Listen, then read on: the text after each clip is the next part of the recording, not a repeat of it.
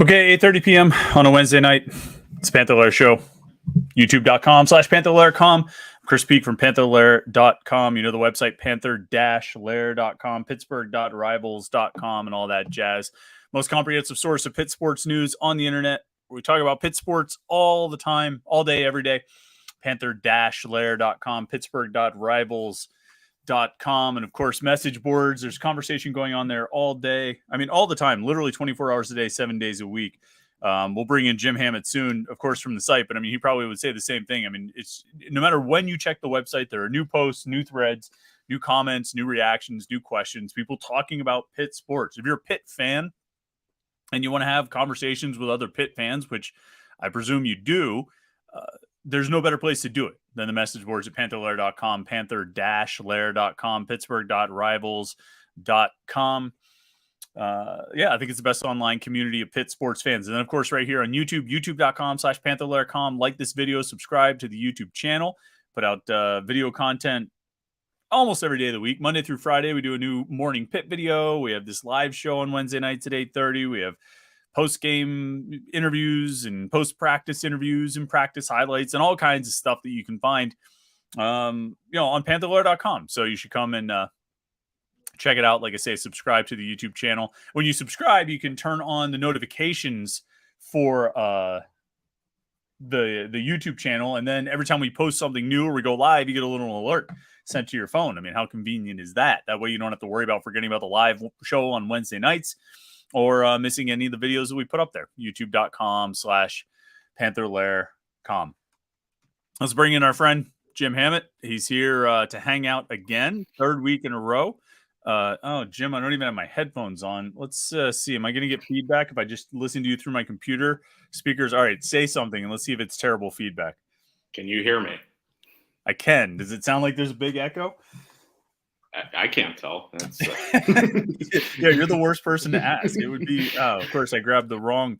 Do you carry? I still carry two sets of headphones around. One that plugs into my phone and one that has like the old 3.5 millimeter plug. Let me plug that one in just to make sure, because I mean we want to have a professional operation here. You know, we want it to be. I have like 9 pairs of like headphones in my work bag. Just you never know. you have to be prepared. But I mean, don't they all get tangled together? Yeah, it's really annoying. I can imagine.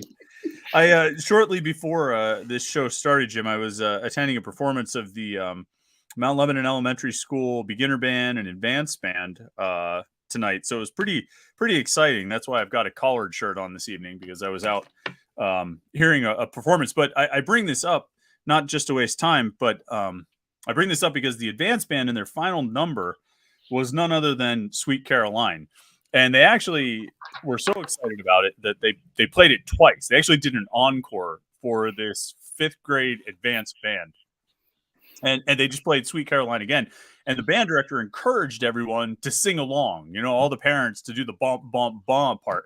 I don't know if this happens to you, but anytime I'm somewhere and I hear that song and I hear people sing along with it, I hear them saying, "Let's go Pitt." And I don't know if this was happening in the Mellon Middle School auditorium tonight, if people were actually saying it, if it's just I'm conditioned to hear it. Does this happen to you? Like if you're out at you're at a karaoke night or something like that, and someone sings Sweet Caroline, do you hear people just saying "Let's go Pitt" during that part? Yeah, surprisingly, that has actually caught on through the years. Like not everyone, but like you'll hear someone in the crowd yelling "Let's go Pitt," which surprises me.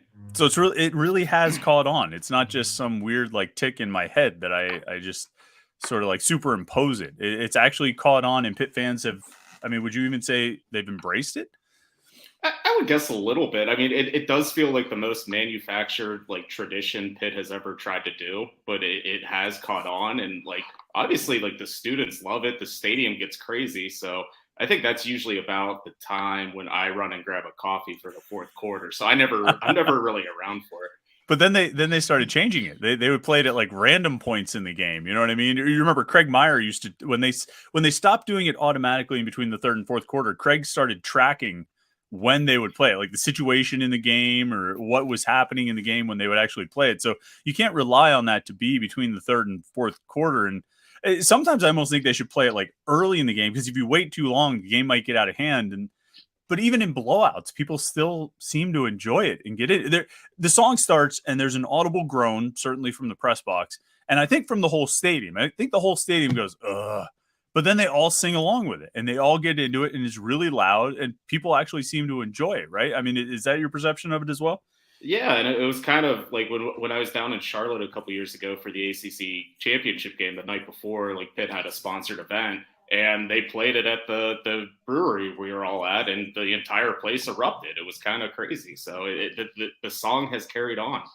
Well, that's I mean, that's low hanging fruit. You know, you have all the fans collected there in Charlotte for the ACC title game. I always crack up when Pitt will go on the road and they'll bring their pep band, and the pep band will bring it, or the pep band will play it, or the opposing team band will play it. Like the home team's band will play it, maybe not realizing, and the Pitt fans that are there will, you know, kind of make it their own. So I guess they have embraced it. I mean, it's as much a tradition as anything else. I mean, what else does Pitt really have to hang its hat on for an in-game tradition? I mean, they have the big head Larry Fitzgerald, and who else is it? Marino and Ditka that race from one end to the other. I mean, so they're trying to rip off either the pierogies or the president's race with that one. They ripped off the Sweet Caroline from the Red Sox.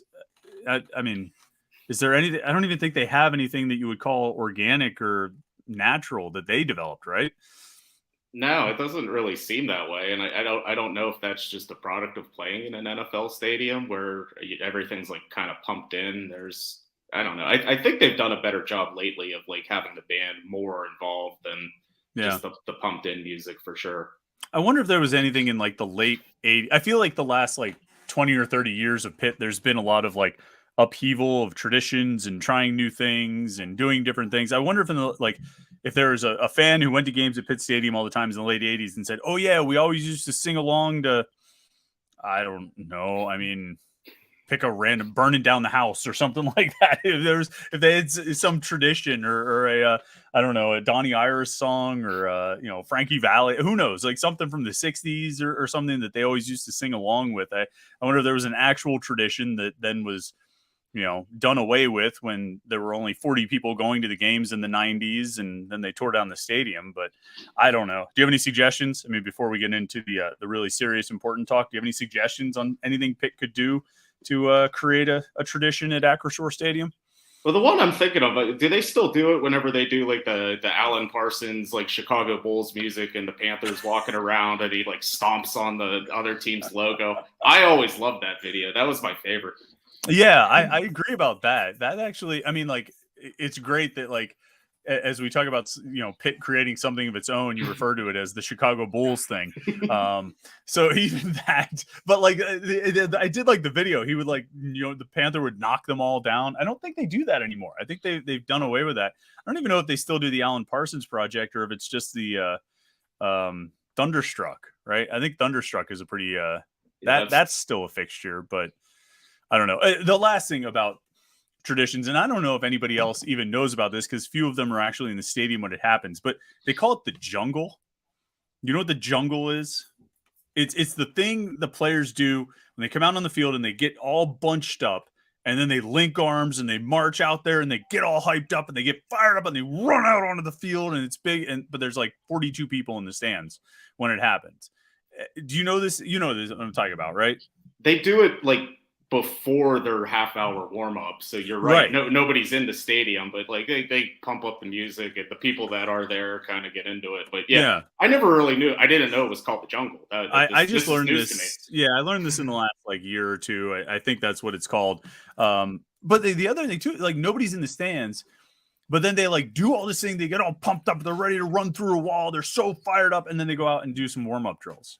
Yeah. It's sort of anticlimactic. Like do it like leading into the actual game itself. You're not really, I don't know what you're getting pumped up for when you're, you know, you're going to go practice punt drills. You know, there's not a lot. I don't know, but you know, traditions. People could talk about that another time. I'm sure fans have a thought. Actually, let me look in the comments to see if anybody's. No, just let me see. Oh, Christian Cosmac says Pitt should play Renegade. That would be, I think that would be terrible, but that's what do they play? What's that song? Mo Bamba? You know that one? Like they used to do that like on defense to get like Yeah. they would play it like over and over. So they give up a third down, then they play it the next third down, they give it Right. up. Like so it's just like yeah. Yeah, I think it was one game. I distinctly remember one game. It was they had like a 3rd and goal from the 4 or something, and they played Mo Bamba, and everybody was fired up. The players were going crazy. It was awesome. Like the whole place was about to explode, and then they gave up a touchdown on that play. It was like, well, I think you can probably put that one to bed. All right, this is my final Pitt song memory is the Black Eyed Peas song. I always bring this up. The Black Eyed Peas song in the 2009 Cincinnati game. I don't know. I mean, did you go to the 2009 Cincinnati game? Yeah, I was there. Okay. So you may or may not remember. They went by 3 touchdowns in the second quarter, and they play that Black Eyed Peas song. I got a feeling. Do you remember this? Do you have a memory of this happening? Vibes were definitely high that day. I mean, there was like I saw people because they were going to go to the Orange Bowl. Like people were walking around with oranges. Like oh yeah. So they're up by 3 touchdowns in the second quarter. They're playing I Got a Feeling Tonight. I distinctly remember I'm looking down on the sideline. The players are like dancing on the sidelines. They're so fired up, and all the the crowd, everything's exciting, and like it was literally that moment that they kicked off to Marty Gilliard. It was like I don't think they've ever played that song in that stadium again since that time. And I've talked to players on the team who were on the team at that time, and they all like hate that song because they distinctly remember that was like the moment, the dream. Like it was, they thought they were like, yeah, we're going to win. We're up by 3 touchdowns. You can't lose a game when you're up by 3 touchdowns. And then it all just went downhill from there. So, I mean, fortunately, if there was any upside to that unfortunate day, the upside is that we don't have to hear that song at Acrisure Stadium. So, if you want to thank Marty Gilliard for anything, thank him for taking the Black Eyed Peas away, All right. Before we even get into the comments and questions, I mean, the big topic of the week, conference realignment, right? Everybody's talking about it. That I'm not even going to say the stupid title that they came up with.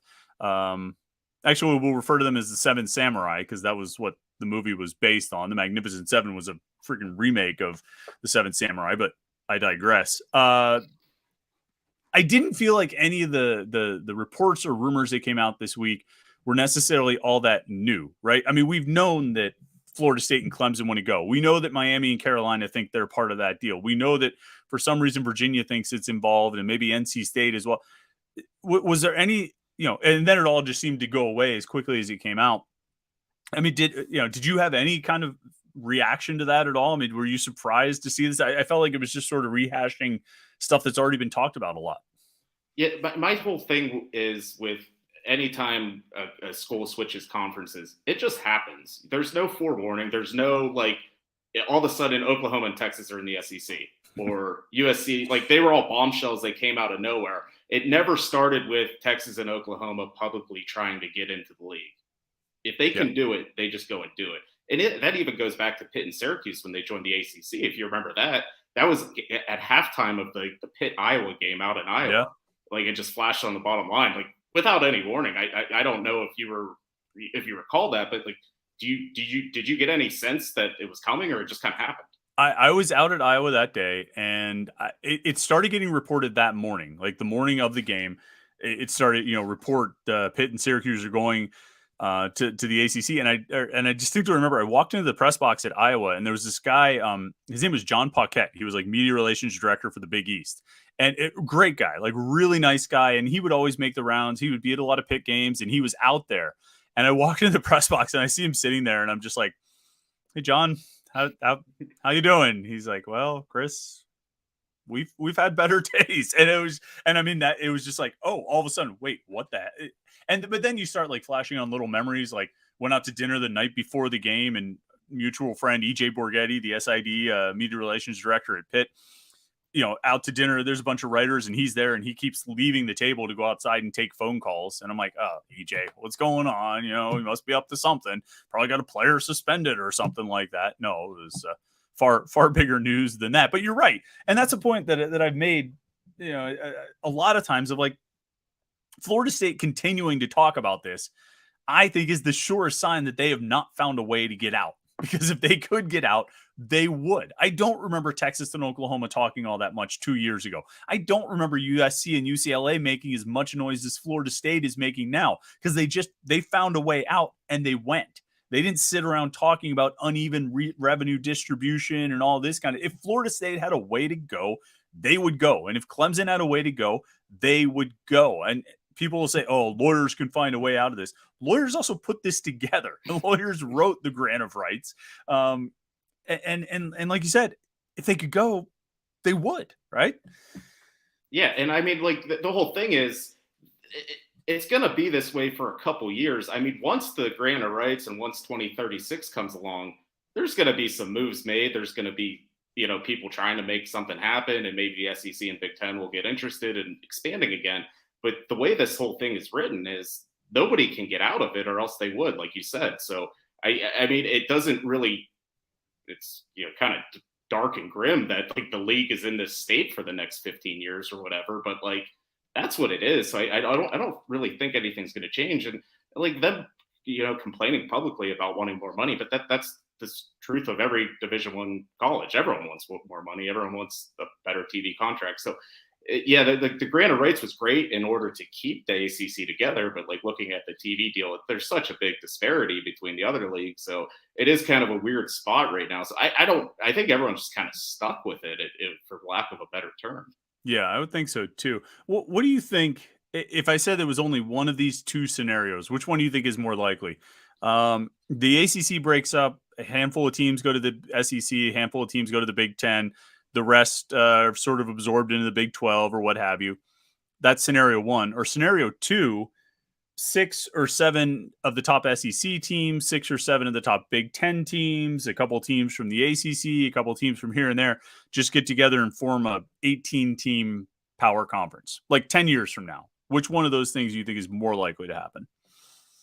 See, because the whole thing with the conference realignment is that they don't care at all about what people like and tradition and anything like that. It's always going to be about more money. So I think there is a world wherever the properties of Ohio State and Alabama, Georgia, whoever, they get together and just say, we can just kind of be like a mini NFL, NBA type thing. And that could happen. I mean, just looking at all the moves in college sports recently, I mean, everyone, like the most beloved sporting event is the NCAA tournament, and they are like actively seeking, like, I wonder how we can ruin this. Let's double the team. So like nobody cares about what like consumers want or tradition, anything like that. So I could see a world whenever there's 20, 24 teams that kind of just are sort of a professional team, but like even today, like it kind of all on this topic, and it goes with NIL, is we saw what Texas Tech, their whole baseball team they're all going to get paid, but like they're not getting paid for their name, image, and likeness. They're getting paid to play baseball for Texas Tech. So, I mean, we like, there's all these like little loops. And so like these schools hide in the NCAA so they don't have to be the ones to pay them. So eventually it's going to come to a head, but that's the only reason why the NCAA still exists, is so these schools can keep the money for themselves and not pay the players who, what they probably should do. What if it would be amazing if, like, I don't know, like Pitt, Georgia Tech, Minnesota, Washington State, Arizona State, a bunch of these schools that are sort of that are not in that top tier, but probably like middle tier. If they just sort of secretly got together and formed a semi-pro league where they said, our league will consider the student athletes as employees. We will pay them. And all of a sudden you just got this flood of like, now, obviously, the SEC would respond very quickly, but it would be a great end around if you became, if you can't if you can't join the big leagues, form your own that somehow beats them to the punch of paying players. But you're right. That thing with Texas Tech is funny. I think they've done it with like multiple sports now with this company, and in the company, it's like a 501c3 or whatever.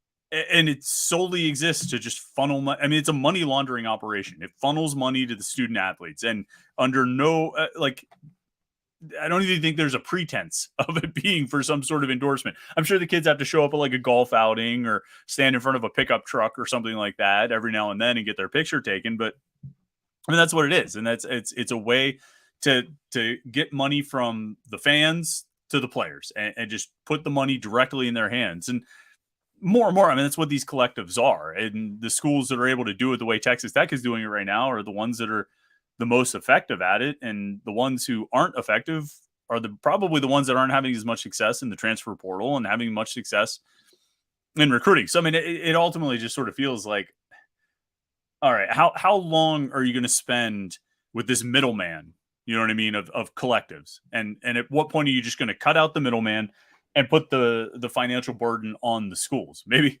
like you said, the schools probably like that setup because the money doesn't have to come from them. Although there's probably a you could look at it the other way and say, well, any money that's getting donated to the collective is money that could have been donated to Victory Heights, for example. If you're Pitt right now, you want to sit down and you want people to know about the Alliance 412 collective, and that helps and supports the student athletes and helps the strength of the programs. But you also kind of want that money to pay for your $300 million Olympic sports venue too, right? Like you don't want all the money to go to the collective. There's only a finite amount of donor dollars out there. You know what I mean? But that's the thing, and I still think even people because like you said, we talk on the message board all day. People kind of wrestle with the idea: do I donate to Pitt or do I donate to the NIL collective? And people don't know what to do, and some people don't know the difference. And like, there's still like so many unanswered questions about it. So it's a weird time in college sports. But kind of getting back to the like conference realignment talk is, I think the only thing we've learned in the past 5 years is that these schools have way more power than the governing body of these schools. yeah, a whole lot. And it's interesting too, because so much of what happens here happens even above the level of the athletic department. You know what I mean? It's the university presidents and the board of trustees at these schools. That's who's ultimately making these moves, and so the ADs have a role. They're not completely unimportant, but sometimes I think we overstate their role. Like you see tweets and message board posts like, Heather, like, you need to go out and get this done. Well, get what done? Because it's happening at a level above her, which for Pitt is a bit of a quandary because they've got a chancellor who's out in a couple months, right? And you're bringing in a new university president, a new chancellor, which I think opens up a whole new can of worms, because who knows how she's going to handle the situation. I mean, she hasn't been through conference realignment, and certainly hasn't been in a situation like what Pitt is facing, what the ACC is facing. So I don't know. I don't really have a sense of what's happening here. I don't know if you do, but I can't imagine Pitt is sitting on his hands. But you also wonder kind of who's leading the charge when you've got this transition of power at the top.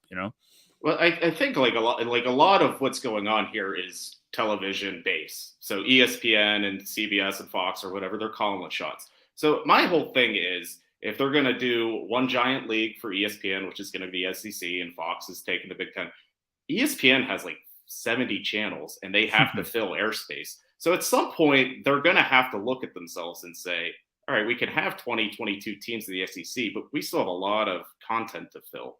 And they're going to want to try to strengthen a second league.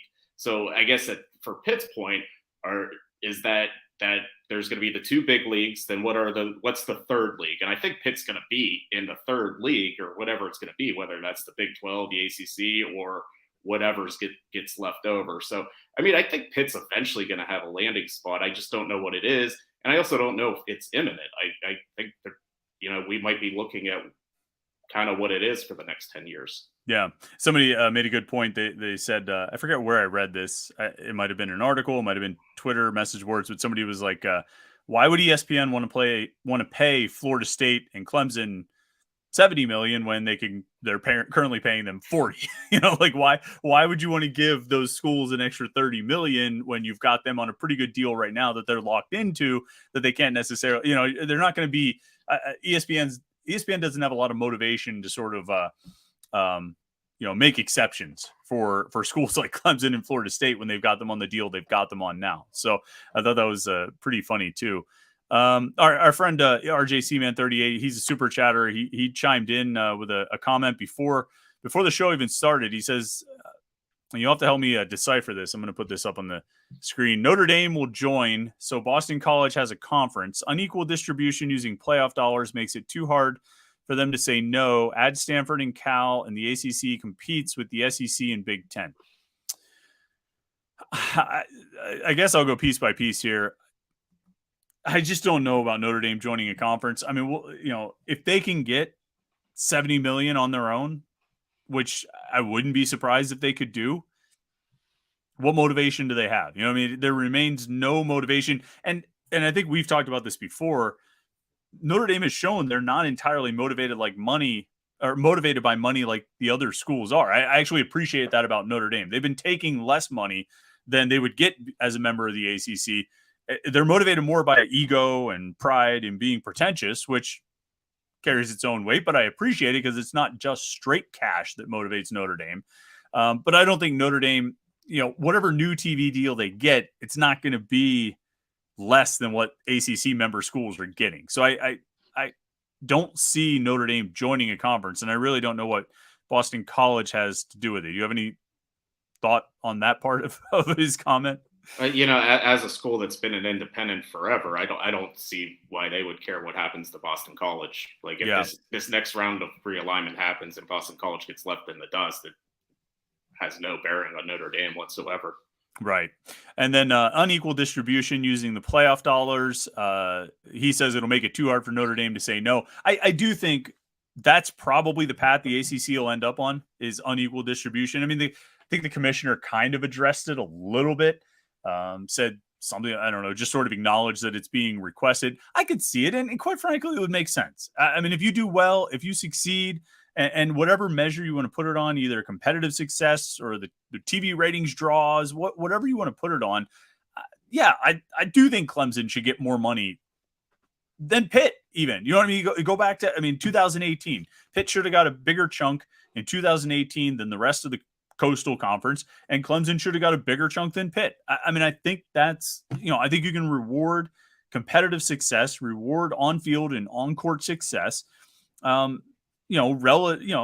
on a huge scale, not on like a $30 million difference, but yeah, I do think the teams at the top of the league should get more than the teams at the bottom. I mean, to a certain level, I think you have a floor of that money, whatever it is, 30 or something million. But yeah, I'm all for Clemson getting a little bit extra. I'm all for Pitt in 2021 getting a little bit extra. I mean, you go for that? Yeah, and I also think that creates a little bit of incentive to be better. I mean, because we're talking so much right now about the ACC, and Jeff Capel brought it up about ACC basketball needs to, have more pride and, change the narrative and things like that. Well, if you have something like that where, teams are compelled to be better, then teams will be better. So I think it would just be a better overall product for the league. Yeah, I saw the commissioner said something too about they need to improve their how they schedule related to their net rankings or something like that on the basketball side. Man, how about having the preseason number one team make the NCAA tournament? I think that would be a pretty good way to help your conference reputation. I mean, if they want to find who's responsible for the ACC's reputation taking a hit over the last year or two, you could start in the triangle and you could circle a lot of culprits for that particular fall. I mean, I don't think you need to look too far and wide. Yeah, Syracuse could have been better. Pitt, obviously struggled for a lot of years, but I mean, it's Duke and Carolina. And if Duke and Carolina aren't good, everybody's going to say the ACC is not good. And so, figure it out. I mean, you're supposed to be the standard bearers, the flag carriers of the conference. I don't think there's anyone to blame other than those two schools. Yeah, and I'm thinking of like the real life meme, like the guy in the banana suit. We're trying to find the guy that did this. It's Duke and Carolina, because like if Carolina was good this year, it would have helped everyone's net ranking. That's what it is. So like it's them. Like you can blame Georgia Tech for being bad or whatever, but like you're North Carolina, you're the one that plays in all those marquee events. So your net ranking is based off whenever you play Gonzaga or whoever. So win those games and you help the league. Just laughing about, I think you should leave that show. It's a hot dog suit. Anyway, he's not a banana. He's a hot dog suit. He's driving a hot dog car and drove through a window. But I'm going to just start cracking up thinking of I think you should leave memes. But anyway, yeah, it's just those two teams. And you know what? Like, there's something to be said for ACC football as well. And like Pitt, I think, carries some blame for that. Miami carries blame for that. Virginia Tech carries blame for that. Like, if you want the conference's reputation to be better, I mean, like, go win. Like Miami, where have you been for the past 20 years? You won the Coastal one time since the league expanded in 2013. Like Miami, if Miami wants to sit there and say, we need to get out of this conference because the money's not good. Well, you haven't done anything to get the money to be right. All you've done is talk about what happened in 2001 and the late 80s and hold up, it's all about the U. Meanwhile, you're losing. You're getting, You're posting a bunch of 6-win seasons and 7-win seasons. And you're part of the reason this conference's reputation is taking a hit. Virginia Tech, you're part of the reason this conference's reputation is taking a hit. Pitt, I mean, up until the last few years, you're part of the reason the reputation is taking a hit. Florida State wants out. Florida State wants more money. Well, do something in the last 10 years. What has Florida State done in the last 10 years? They won a national championship in 2013. And since then, they've been largely irrelevant in college football. And now they want to complain because the ACC doesn't make enough money. Well, you could probably do something to help out in that regard. I was just arguing with somebody on Twitter about, discussing the Coastal versus the Atlantic, because we were talking about the scheduling format change coming up. And the reality is, all right, Clemson is a big elephant in the room, obviously. They're by virtue of having Clemson, the Atlantic is better than the Coastal. The Atlantic is stronger than the Coastal, just on the strength of Clemson alone. But the rest of that division, for the most part, since 2013, I don't see it as being far and away better than the Coastal. They've had some good teams. They've also had Syracuse and Boston College and Wake Forest, which up until about 2021, Wake Forest was not exactly someone you were going to tout on your strength of schedule. But there's this thought that, oh, geez, the Atlantic is just so much better than the Coastal. And, the Coastal just drags down the whole. I just don't see it. Clemson, yes, and that makes the Atlantic better. But the rest, what's so great? They had Lamar Jackson. Right? I mean, what can we say beyond that? No, I agree. And I think just like from a more competitive standpoint, the Coastal has been better. There's, Pitt's had some runs. North Carolina's had good teams. Virginia Tech's been up and down lately. But I mean, just overall, like you said, like Florida State's just been really bad for their standards. Syracuse is pretty much the worst team in the league. So yeah, they have Clemson, but you're right. It's not a whole lot else. So yeah, I mean, I guess getting away from the divisions, I think, I remember seeing Syracuse fans complaining like, oh, we have to play Clemson every year. It's like, okay, but you have other games. You could go and beat Wake Forest and NC State. And you're not like, you don't have 7 Clemsons. You have 1 Clemson. Yeah. You have 1 Clemson. You also have 1 Boston College. So, you have 1 Wake Forest. Like Louisville fans or NC State fans, we have to play Clemson every year. Yeah, you also get to play Syracuse. So I don't want to say it balances out. And, and there's this thought that this new schedule format it's going to be more balanced. But I mean, is it? I mean, Clemson is still going to play Florida State, Georgia Tech, NC State every year.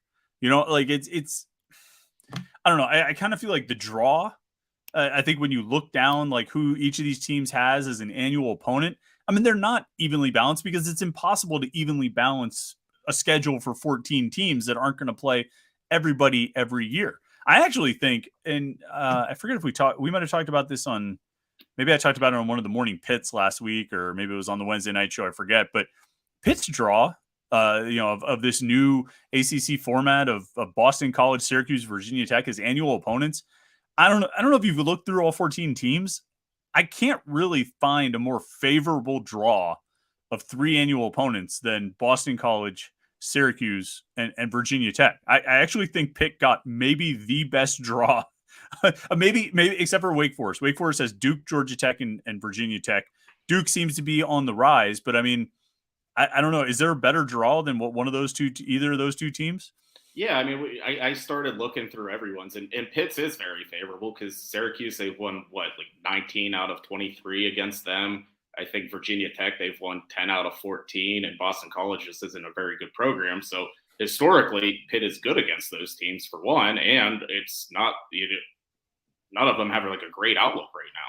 So the only other one I came up with, and just kind of looking at historical figures, is North Carolina, because they played Duke, NC State, and Virginia. And looking at the most wins in North Carolina history, those are 3 of the teams they have beaten the most. So they've historically, they're better than Duke, NC State, and Virginia. Yeah. So that's a pretty good draw. And looking at the Carolina schools, like obviously you want to do it to keep the rivalries, but like they don't have to travel as much because they keep all the in-state games. But it does seem like it's a little catered towards UNC, which shock. I'm shocked. I never would have expected to see one of the Carolina schools get something favorable there. I'm completely blown away with it. I'm kind of surprised that they put like Clemson against Florida State. I'm surprised they put those two because ideally, right? Isn't this whole thing supposed to be geared to get Clemson and Florida State playing each other in Charlotte every year? I mean, isn't that it started off as it was supposed to be Florida State and Miami, right? That's why they were put in different divisions. They were going to face each other every year in Charlotte. Well, that didn't exactly work out because they both kind of stunk. But like Clemson and Florida State, this is I think what we're told is, wow, you're going to do away with division so you'll really get the two best teams. And the quiet part that everyone doesn't say out loud is that the two best teams are supposed to be Clemson and Florida State. But now you've got them facing each other every year as annual opponents. Seems like they're kind of shooting themselves in the foot there, doesn't it? I mean, to a degree, and I mean, just looking at it this year, everyone's on the Florida State bandwagon.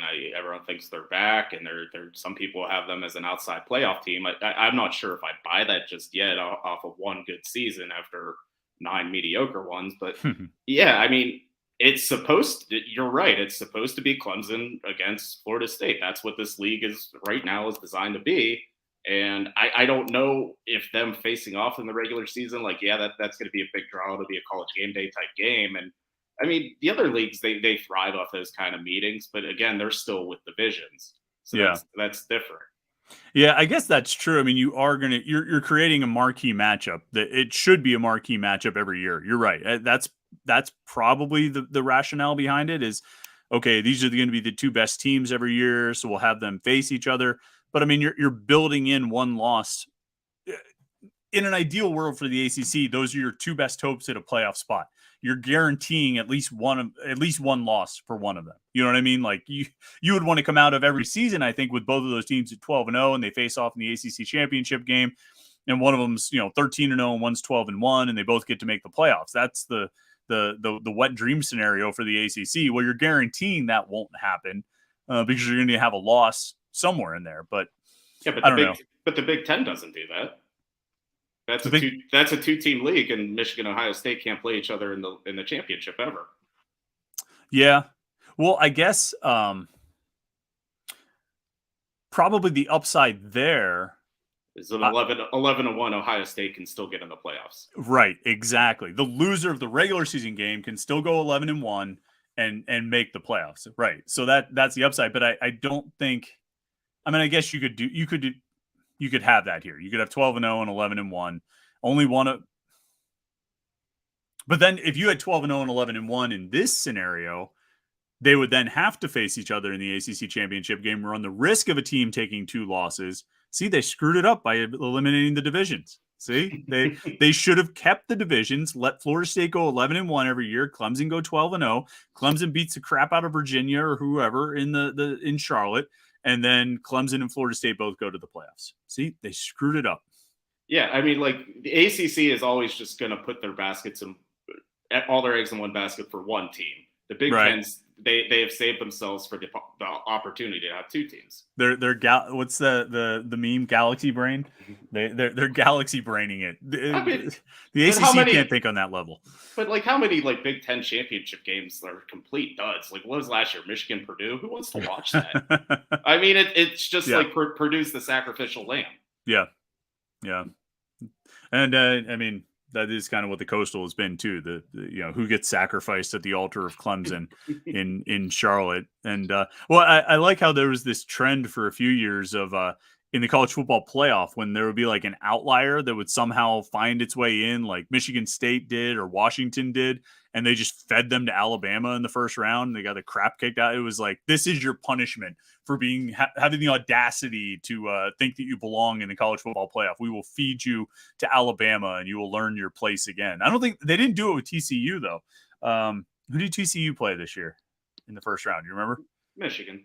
Okay. Yeah, that's not like feeding you to Alabama. I mean, and then they it's not the same thing. Yeah, and then they went and won the game. All right, John Waffle H2P, I want to get to him because he's a super chatter. Says, I don't see the Big 12 as an option, especially with the new president that is coming in. I think the best thing for Pitt is to pray we get into the ACC or go independent in football and rejoin the Big East. Pray we get into the ACC. Do you think he means pray the ACC stays intact or pray Pitt gets into the SEC? What's your guess on John Waffle's question here?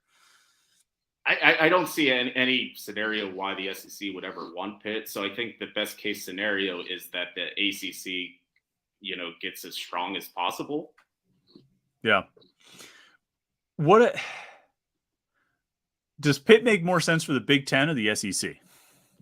See, I go back and forth with that because everyone always talks about they already have the Western Pennsylvania market. But do markets matter as much as they did 10, 15 years ago? Like everyone streams TV now. So like right. Rutgers' big draw to get into the Big Ten is, well, we have 1 million cable subscribers in New York City that will have the Big Ten network now. Like nobody in New York City is watching Rutgers football. But no. that was their selling point. That's I mean, all those people paid for it. They got the little surcharge on their bill. They probably got mad about it, but they paid for it.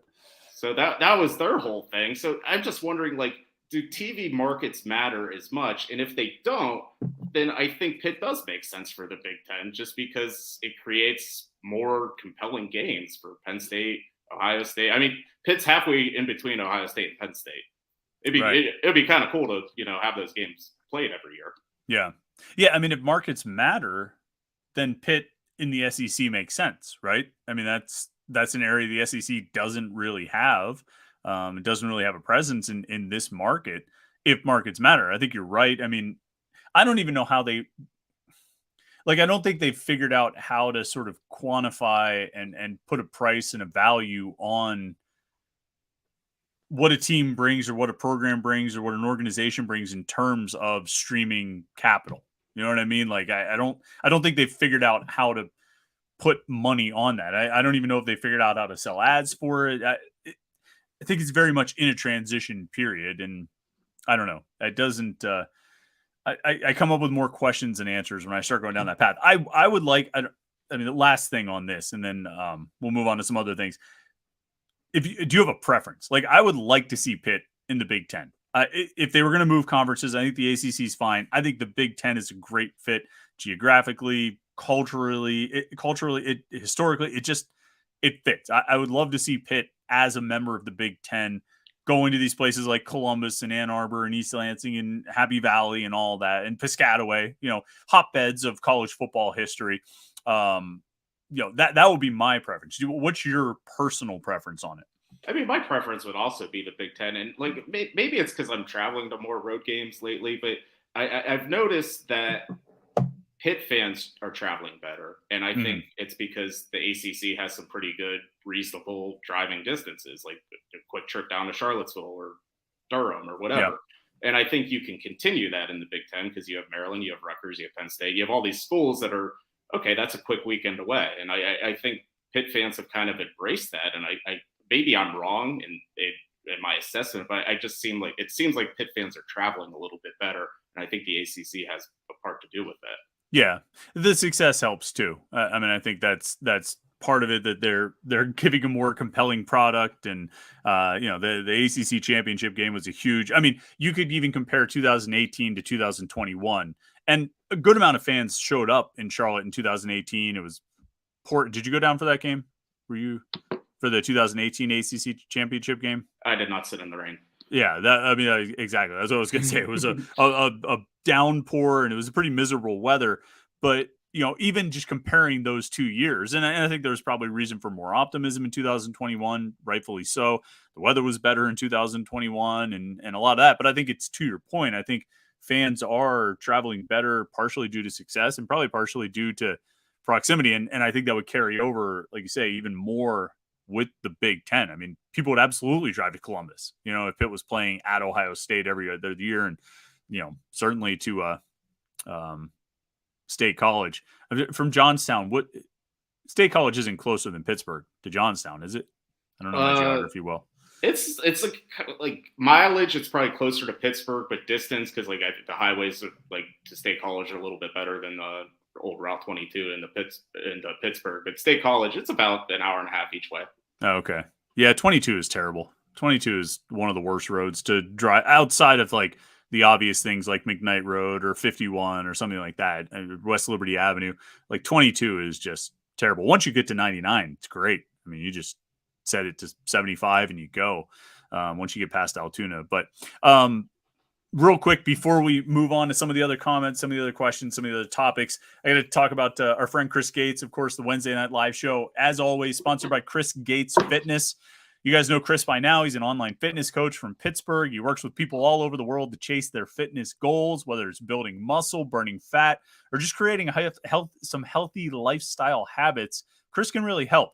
Now, if you missed Chris's flash sale last week, that's okay. He's going to be running a sale for one-on-one online fitness coaching at the end of the summer, right around the time training camp gets underway for Pitt. So if you'd like to enter your own version of training camp to get ready for the fall football season, keep your eyes and ears peeled for more information. Just let Chris take all the guesswork out of the equation. You've got enough going on with family, work, kids, and staying up to date with all the latest conference realignment rumors. So just let Chris handle the details of your workouts and your diet so you can just show up, put in the work, and have confidence that you're headed in the right direction. Go to chrisgatesfitness.com for more information. It's chrisgatesfitness.com to check that out. He's a huge Pitt fan. He's an online fitness coach, does a great job there. So I highly recommend it. He's probably, if he's not watching this tonight, he's checking it out later in the week. So go check out chrisgatesfitness.com. Let's see some other comments and questions here. Josh Newark says, can we address the elephant in the room? When is Pitt going to put the new starting punter on scholarship? And Jim, I think you probably agree the answer is when they name a new starting punter, right? Yeah. Who was the starting punter coming out of spring camp? Was that decided? Was it Jeff Urich? Gonna let those guys keep competing, and Pat Narduzzi not gonna name a starting punter until it's time to name it.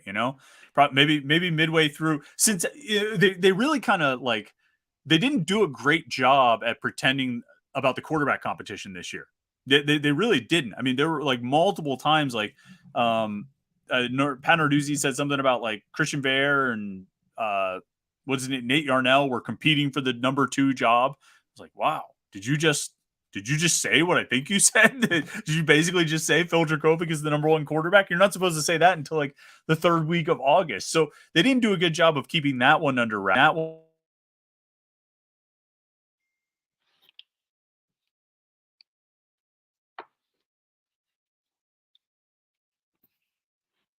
I lost you somehow. Oh, I somehow muted my microphone. I apologize about that. Got a weird notification there. Sorry. You can hear me now. I can hear you. Okay. Anyway, whatever I was saying, it doesn't matter. No, he didn't name a starting punter. It's Jeff Urich or Caleb Junko. Coming out of last year, had you given up hope on Sam Vanderhaar? Did you? Were you? I kind of thought, oh, he's a young guy. He needs some time. He'll get there. The thing with that is, like, we kind of talked about it before with Kirk Christodoulou. It was rough at first, but it wasn't as rough as it was with Sam Vanderhaar. And I think Narduzzi even let slip, like, Sam didn't really know all the rules of football just quite yet. As like they were kind of hoping, like, if you show up from Australia to take a full scholarship, you should at least have the whole playbook and rules and everything down, and he didn't. So yeah. That's not a really good sign. I mean, it's not to say he can't pick it up, but the thing with Kirk, he just wasn't comfortable doing it in the game. But I think he knew what he was doing at least that freshman year. Yeah. Well, and he even had an extra year. He redshirted in 2017. He didn't even play. So 2018, he's a redshirt freshman out there. And his worst game that year was the Penn State game. It was fumbles and stuff like that. And he was wearing gloves in that game. And he stopped wearing because it was raining that night. If you recall that, if you remember that 51-6 game, he stopped wearing gloves and he was pretty fine. And after, I think by the end of his career, this last couple of years, he was a pretty good punter. I thought he was, reliable, good hang time and all that. I think they just got too caught up in the idea of what they might be able to do with Vanderhaar with the whole ambidextrous kicking and rollout punts and all that they just never stop to just look and be like, wait, is this guy a good punter? Like, is he actually just going to be able to, never mind all the goofy stuff, can he just punt? Like, can he kick the ball 40 yards, 50 yards and get good hang time and let our guys cover? And he just never, that part of it seemed to be, they never really seemed to address that. Now he's gone and it'll be the other guys who punted pretty well in spring camp. I mean, they were hitting it into the rafters. So I never really saw Sam Vanderhaar do that. So I guess, they'll put him on, to answer Josh's question, they'll put him on scholarship when they decide on a starter. we talked a little bit about the schedule stuff, but Brock Madonic says, what are your guys' initial thoughts on Pitt's conference schedule? And what are you hearing regarding Pitt and Jesse? You know how to pronounce his last name? Central Michigan guard. It's written Zarzuela, but I think I've seen different pronunciations written out. Do you have do you know how to pronounce that one, Jim? Yeah, I haven't said that one out loud. That's one. Our guy Houston. That's his job. All right, Jesse Z from Central Michigan. Transfer guard. I mean, we'll talk about him real quick first. I mean, transfer guard probably going to visit after the dead period. They're still trying to find somebody to fill that extra spot or two. Any thoughts on how he would fit in if he got one of those scholarship spots at Pitt?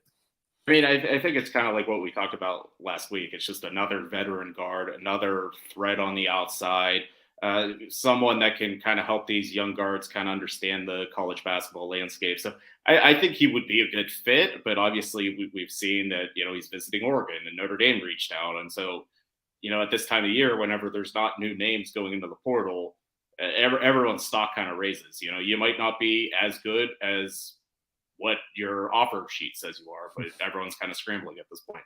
Right. All right. And then as far as the schedule, I mean, we talked about the annual opponents. Pitt's got Virginia Tech. They play down there this year at the end of September. He means basketball. Oh, is he talking about basketball? Oh, yeah, he is talking about basketball. That's a good question. I would have to bring that up. I wanted to talk more about the football schedule. Hold on. Let me bring that file up. I mean, so they get 2 games. They play home and home against Louisville, Syracuse, Clemson, Duke, NC State, and Wake Forest. Home games against Florida State, Carolina, Notre Dame, and Virginia Tech. Road games: Boston College, Georgia Tech, Miami, Virginia. Getting double games against Duke is always, that's not easy, right? I think Steve Forbes has done a good job of Wake Forest, double games against them. NC State is always a problem. Clemson could be good. Louisville, who knows? I seem to be seeing a lot of buzz in the offseason about Louisville and the job he's doing, and that they're going to take a big step forward. I mean, they were god-awful last year. I don't know how much of well, I know you can take a giant step forward in one offseason in college basketball. I don't know how big of a step Louisville will take, but what stood out to you when you saw the conference schedule this year? Yeah, I mean, playing Duke is definitely, playing them twice, especially after what happened in Greensboro this year. I mean, you're just kind of reminded of like, oh, yeah, these guys do have like 5 or 6 NBA guys out there. So, yeah, you're going down to Cameron Indoor Stadium is always a tough draw. And, I don't think Pitt has historically played well against Clemson, even though they're not the greatest team. So I think that's also a tough draw. But, I mean, for the most part, it's not a rough schedule because I can't imagine Syracuse in year one without Boeheim. They're going to be all that great, and Pitt's actually been pretty good against them lately. And I'm with you. I don't know if Louisville's going to turn it around all in 1 year. So, and those are 2 teams. I think they always play them twice a year. I think those are kind of like their standard repeat opponents. So, yeah, there's obviously some exciting games, and anytime North Carolina comes to compete, that's always a big deal. So definitely some interesting games. I'll be interested to see how the schedule, shakes out, because this year it was, when they had their first 2 home games, it was North Carolina and Virginia, and everyone looked at that like, holy crap, that's going to be tough, and they won both games. Right. Yeah, it's funny. I mean, it doesn't move me as much as like football schedule release, because you're playing everybody. You know what I mean? There's a question of who, like you said, I mean, I think you get Louisville and Syracuse home and home every year, but it's a question of who those other 4 teams will be, I guess. But on the whole, it's like, well, you're going to play everybody. You got home games against these 4 teams and road games against those 4 teams, and you have these other 6 that you play twice. But I don't know. Everybody's largely playing the same schedule aside from who they repeat against. I don't know. The basketball schedule, maybe it's because they play 30 games. I just don't get – I don't go break it down like game by game like I do again in the football schedule, like I was just about to do before you corrected me on what sport Brock was asking about. It's I kind of look at it like, nah. Maybe when we see the dates and you figure out when they're going to have off weeks and how when they're going to how the schedule kind of shapes up that way, I'll get a little more interested. But for now, it's just like, yep, those are the other 14 teams in the conference. There they are, all on a paper. Okay. I don't know. So it doesn't really move me too much there. Christian Kosmak, and I'm sure Yeah, he's talking about football here. Says Pitt can win more than 10 regular season games if the defense keeps up like it has, and the quarterback one play is even 20% improved over last year. Now we are talking about the football schedule. 10 wins means what? Means you do not lose to, what are the two most likely losses here? At Notre Dame and Florida State at home. So that means you beat Carolina, you win at Virginia Tech, you beat Louisville, you win at Wake, you win at Yankee Stadium, you win at West Virginia. 10 wins to me, Jim, on this schedule means you don't have any major screw-ups. And I don't know. I don't know if I'm willing to bet on no major screw-ups just quite yet. Yeah, I mean, I kind of talked about this a few times in the offseason and just assessing the program overall. I think they're almost at a point where you can kind of rely on this defense from year to year, even when the names change. We've seen it flip a couple times and the defense has remained the same. The thing with Pitt football right now is always going to come down to the quarterback, and I'm sure that's true of every college program. But I think the bare bones of this program is they have a pretty good defense.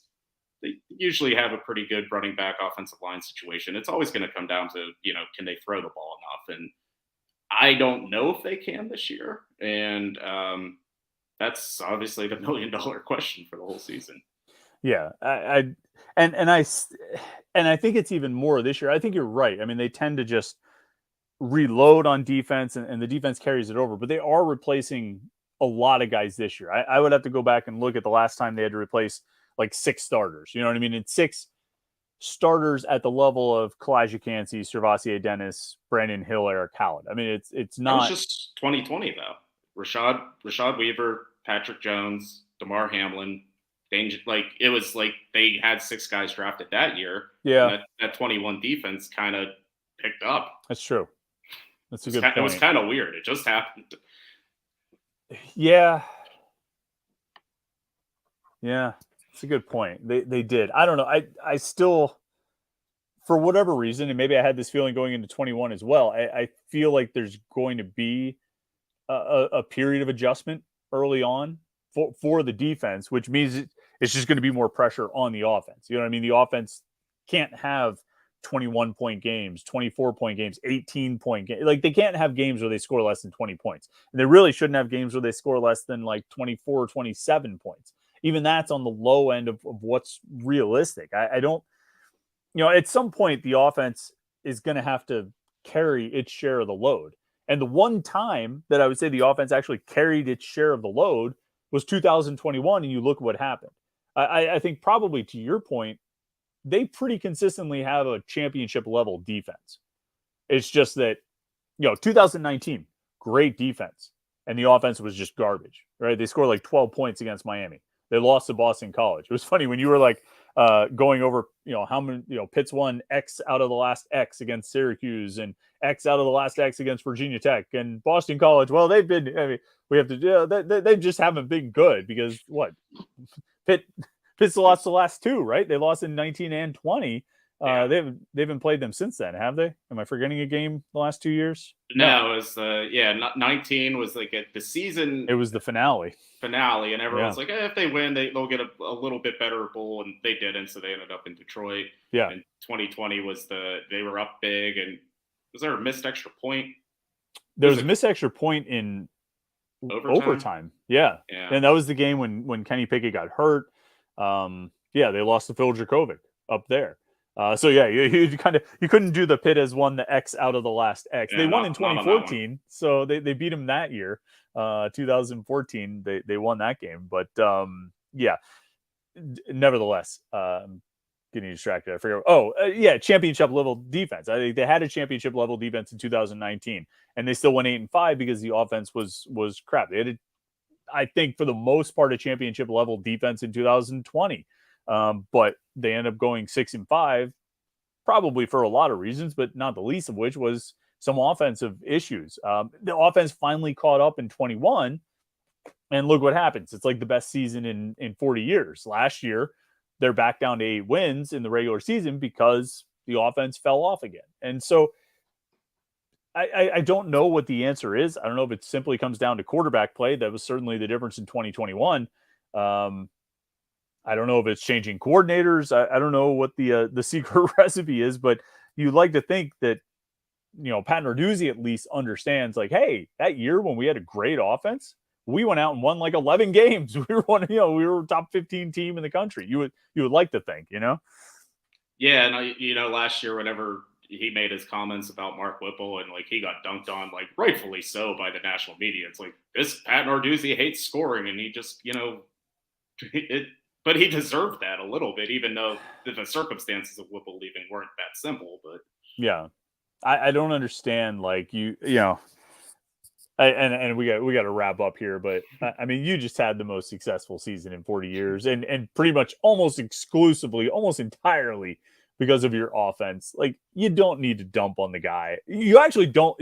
This is crazy stuff here. This is 930 talk here, but you actually don't need to dump on players or coaches who leave your program, especially the ones that you kind of like kick out or push out, or the ones who leave of their own volition. You actually don't need to do that. You can actually be respectful and take the high road. Did you know this, Jim? Were you aware that you could actually do this?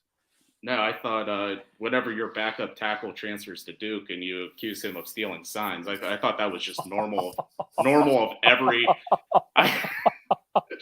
I forgot about that. Who throws shade at Carson Van Lin? I mean, of all the people in the world to like take a shot at, how do you take a shot at Carson Van Lin? And like he's never offended anyone. And he's like Kenny Pickett's best friend too. And I remember because there was.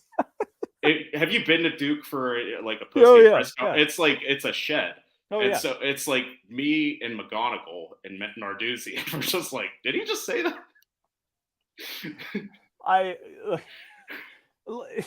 When I did that Kenny Pickett show in 2021, and Kenny would always be sitting in what looked like a random South Oakland apartment bedroom, it's because he was in a random South Oakland apartment bedroom in the house that he shared with a bunch of guys, including Carson Van Lin. And when Carson moved out to go to Duke, Kenny used his old room to tape.